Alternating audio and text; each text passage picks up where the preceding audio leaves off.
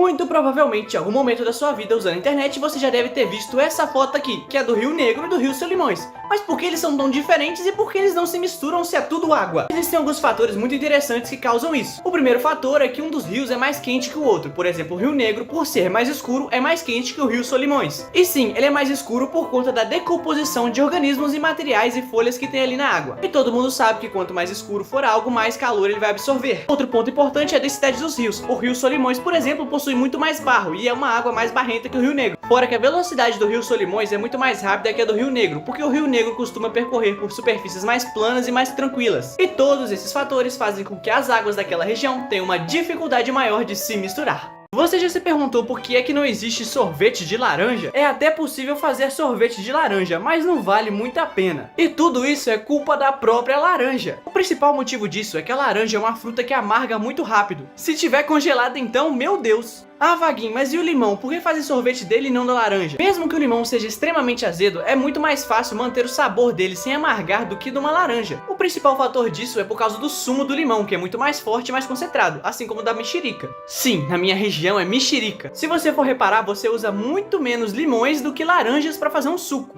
E para fazer um sorvete é o mesmo esquema. Então se torna muito mais fácil de poder amenizar aquele sabor muito forte, porque você usa uma quantidade menor e amarga menos. Se você for reparar bem, não é nem só sorvete, você quase não vê ninguém fazer sobremesa de laranja. Até dá pra fazer com sabor artificial, mas vamos combinar que não é a mesma coisa. Se você já experimentou ou se você já encontrou algum sorvete de laranja por aí, comenta aqui pra eu saber. Eu mesmo nunca encontrei. Alguma vez você já parou pra pensar como é que o sol vai acabar um dia? E isso sim vai acontecer, mas daqui a alguns bilhões de anos. Mas como que vai ser esse processo? Assim como outras no universo, o Sol é uma estrela, e toda estrela tem uma vida útil. Existem diversos processos que podem acontecer no fim de uma estrela, mas o nosso Sol em específico, ele vai expandir gradualmente. Conforme ele for expandindo, ele vai se tornando cada vez mais uma gigante vermelha. E com isso, ele vai engolindo o sistema solar também. Depois desse processo, ele vai começar a soltar camadas ali dele, até um ponto em que ele vai se tornar uma anã branca. Então o nosso Sol não vai explodir, diferente do que muita gente imagina que aconteça. Porque para uma estrela poder explodir, ela tem que ter uma massa 8 vezes maior do que a do nosso Sol.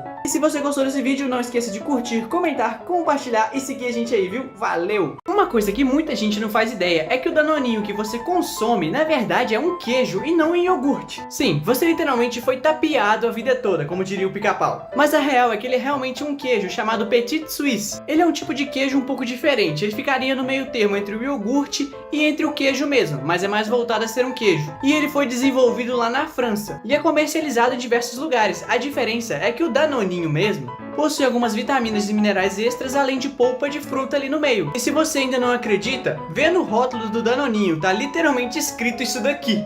Se você quer ver mais vídeos e curiosidades como essa, curte, comenta, compartilha esse vídeo e não esquece de seguir a gente aqui para ver o próximo vídeo, viu? Um abraço! Você sabia que na realidade o seu cabelo tá morto? Parece uma loucura completa, mas isso é uma realidade. Porque desde a raiz até a ponta dos fios do nosso cabelo, é tudo composto por células e tecidos mortos. E essa parte não é capaz de se regenerar. A parte considerada viva do nosso cabelo fica dentro do couro cabeludo, mais especificamente a parte que está a epiderme, porque é ali que o nosso corpo consegue passar nutrientes para criar uma regeneração e novos fios de dentro para fora. E a parte externa do couro cabeludo fica por conta da queratina, que engloba basicamente tudo aquilo que está do lado de fora do couro cabeludo. E é por isso que se alguém puxar o seu cabelo, você sente dor, mas se você for cortar ele, você não vai sentir. Pelo menos é o que deveria acontecer. Um questionamento muito válido que existe por aí no mundo é de que se as baleias são os maiores mamíferos que existem, como é que elas amamentam debaixo d'água? Primeiro, a gente precisa entender que ela não amamenta de um jeito muito convencional, igual os outros mamíferos do planeta. Porque o leite materno das baleias é um pouquinho diferente dos outros mamíferos. Porque o leite que as baleias soltam possui uma quantidade maior de gordura, para evitar justamente que o leite seja dissolvido na água. Então imagine como se ela estivesse soltando uma placa de leite um pouco oleosa ali na água. Então, através de contrações abdominais, ela espera esse leite ali no mar e os filhotes vão ali se amamentando. E haja leite pra amamentar uns bichos desse tamanho, viu? E se você gostou desse vídeo, não esquece de curtir, comentar e seguir a gente aí. Um abraço!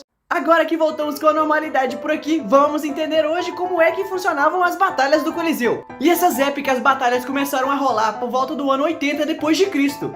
E logo que o Coliseu foi inaugurado, aconteceram nele o que era conhecido como naumaquia, em que eles enchiam o Coliseu inteiro de água e faziam batalhas navais ali dentro. Também rolava lá o que era chamado de munera, que eram os confrontos entre os próprios gladiadores. Além do que chamamos de venatio, que é a famosa caça entre homens versus animais. Esses animais usados no Coliseu eram trazidos da África pelos romanos, e de lá vinham leões, leopardos e até mesmo girafa eles traziam de lá. Sim, por incrível que pareça, eles caçavam girafas. E até cenários eles construíam para essas batalhas. E a batalha mais histórica que já teve naquele Coliseu foi uma que envolveu mais de 11 mil animais, 10 mil gladiadores e durou cerca de 123 dias. E eles faziam essas batalhas por diversos motivos, mas o principal deles era pelo entretenimento. Você já deve ter se perguntado alguma vez para que serve aqueles furinhos que tem do lado do All-Star. E sim, existe uma justificativa muito interessante do porquê ele é feito assim. Tudo começa lá atrás, quando o basquete foi inventado. E esses modelos de All-Star eram voltados para os esportistas do basquete. E a empresa percebeu que os pés dos jogadores de basquete suavam muito e também aquecia muito durante as partidas. Então, para ajudar na ventilação dos pés, eles colocaram esses dois furinhos em cada pé. Mas com o passar dos anos, obviamente, muitas pessoas começaram a utilizar também, e não só os atletas. Mas eles mantiveram essa mesma estética com esses dois furos em cada par. Mas mesmo assim, esses dois furinhos na lateral foram mantidos, obviamente com a mesma funcionalidade, mas também por uma questão estética. Não esquece de curtir e comentar e a gente se vê no próximo vídeo. Em algum momento da sua vida você já deve ter visto essas belas imagens disso aqui. E esse fenômeno espetacular do universo se chama nebulosa. Mas como é que isso se forma e o que exatamente é isso? Ela nada mais é do que uma nuvem de poeira e gás formada no espaço, sendo composta principalmente por hélio e hidrogênio. E a grande maioria das supernovas são formadas por causa da explosão de uma estrela supermassiva, quando está chegando o final da vida delas. Quando ocorre essa explosão de uma estrela supermassiva, chamamos o processo de supernova. E essa supernova, ao explodir, libera uma gigantesca quantidade de poeira estelar, podendo formar uma ou mais nebulosas. Elas podem ter diversos tamanhos e formas. E existem 4 tipos de nebulosas: as nebulosas de emissão, reflexão, as escuras e as planetárias. E vamos combinar que essas nuvens cósmicas de poeira estelar são belíssimas. Alguns anos atrás, a Marvel criou um quadrinho de um super-herói que fez um menino voltar a ouvir.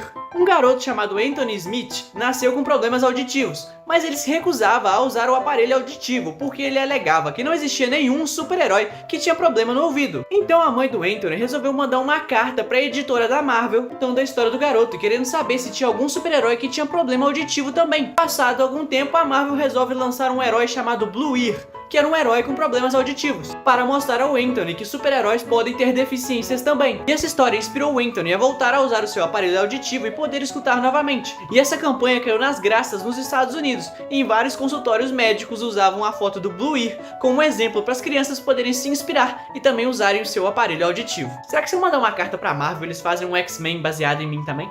Se não é possível sacar no caixa eletrônico, de onde é que vem as moedas que a gente utiliza? Como o próprio nome já diz, a Casa da Moeda é responsável pela fabricação das moedas em circulação no país. Só que para essas moedas entrarem em circulação, as empresas do comércio precisam fazer uma solicitação ao banco. E aí essas instituições financeiras entram em contato mais especificamente com o Banco do Brasil para pedir essa liberação de moedas. E aí é debitado o valor solicitado na conta da empresa e a empresa recebe essas moedas. Só que cada vez menos a gente vai ver moedas por aí. Até porque hoje tá tudo mais digital. Eu mesmo nem ando com dinheiro físico. E para mais conteúdos como esse, não esqueça de curtir, comentar aqui embaixo, seguir a gente e compartilhar esse vídeo. Valeu!